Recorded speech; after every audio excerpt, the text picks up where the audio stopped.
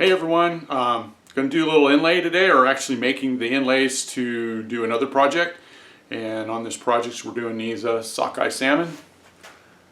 And the woods we're using is Redheart, Vera, which is on that green on the head, and Ebony. So that's what we're working on today. Learned how to do this on a small magazine article 20 years ago.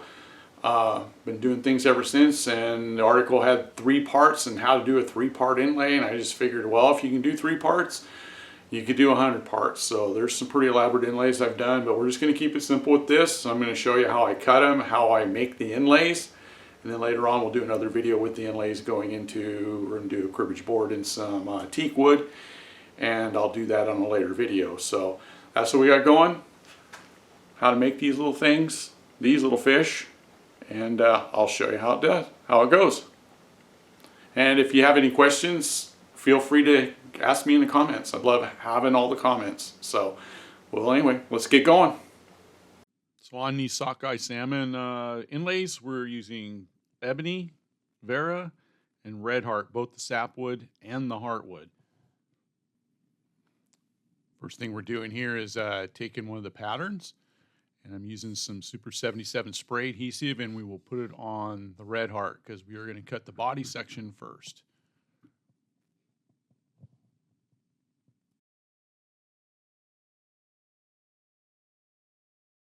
Curve, so I try to match the grain with the curve in the body. So that's what we did on this one. So here I'm cutting out the body out of Redheart. Same piece we just glued up on with the pattern. Got a really fine blade, very small curve to it. So we'll get this cut out. And we just need this red to be shaped really well.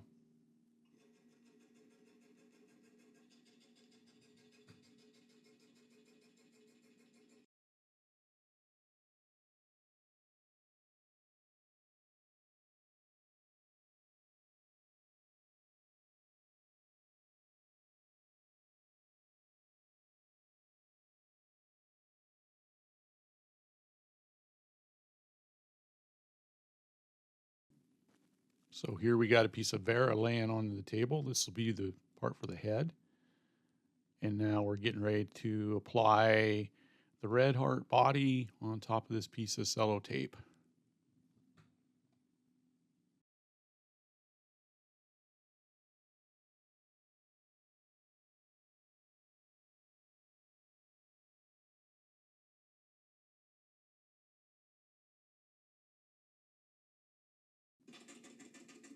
So now here we're cutting alongside the Redheart. We're going to blend the head, the Vera head.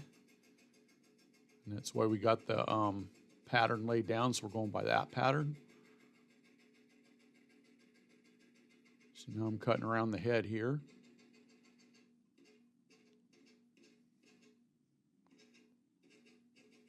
I'm using the saw a little too fast here. The saw stroke is a little fast for my liking, and I will turn it down here in a little bit. Little thing so we can, little backtrack so I can blend it down along that Redheart body.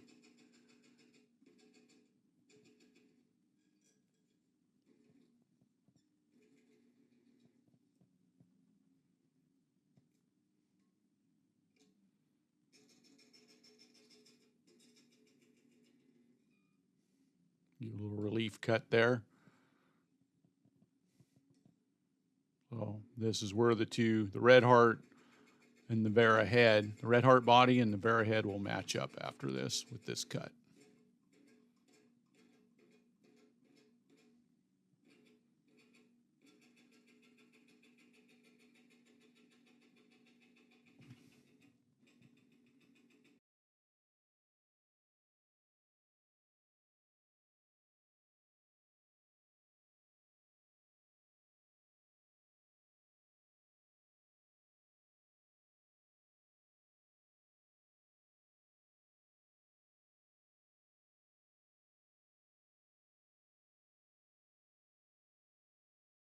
Those 2 parts are now matched up. So this is where we match the parts up. I use some blue painter's tape, lay it down there, and stick the two pieces on there, match them up, like put them as one unit. So this is what I do. I just keep building on this. Do a section, more painter's tape, add another piece to it, add another piece here. You just keep using the painter's tape to hold everything together.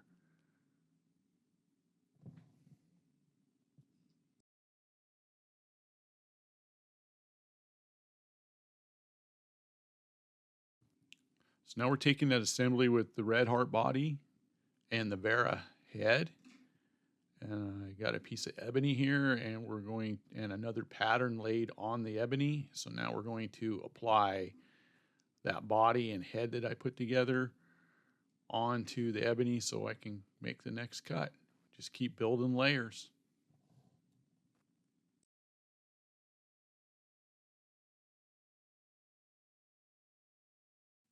So now we're going to cut the lips. I definitely have the saw turned around a little bit slower, so it's a very slow going through this because this is a very small part. This ebony cut is a very thin, small cut. So go around the top of the front of the head there. I got the matching parts done, so now we're going to flip around, cut the pattern where the lips go.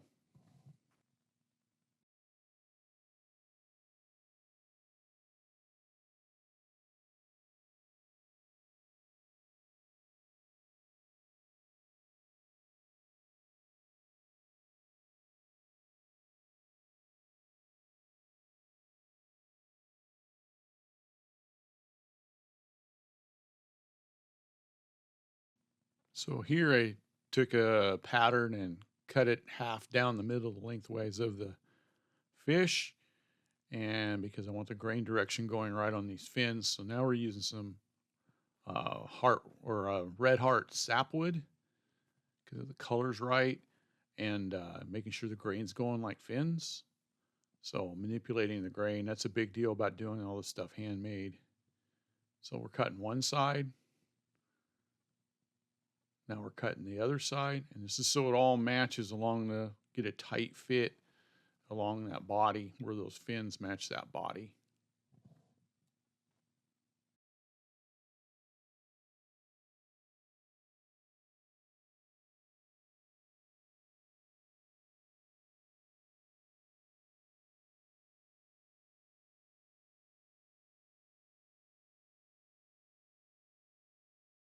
So here we got the four fins on those two pieces we just cut off, and now we're coming back and cutting the fins out of it.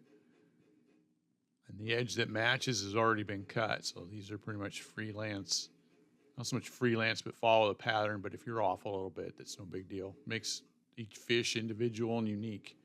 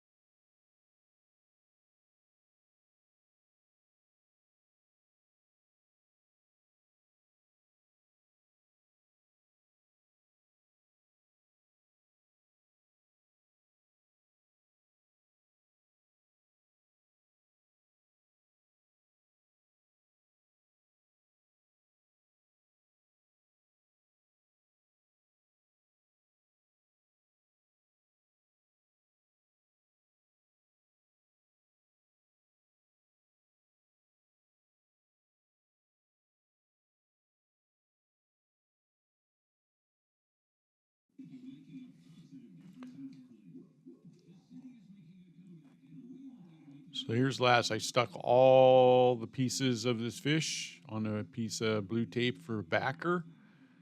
And now we'll trim it all up and get it ready so we can inlay it into a piece of wood. So I need all these pieces together so I can inlay it. But the blue tape seems to work really good. Doesn't leave a bunch of residue. Yeah, round the fins, everything. Just trim all the blue tape off and you have it all ready to go, ready for inlay.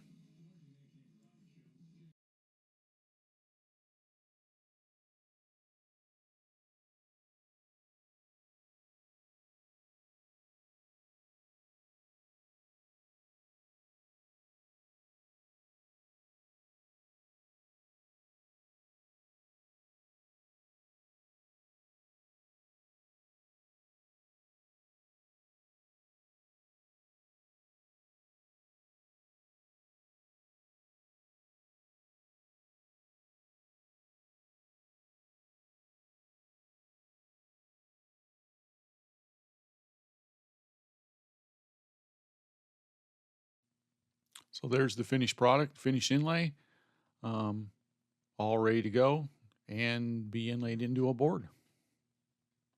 I'll have a list of the tools and supplies listed below. Like and subscribe, of course. And if you got any comments or anything or questions, just add it to the comments below. Thanks.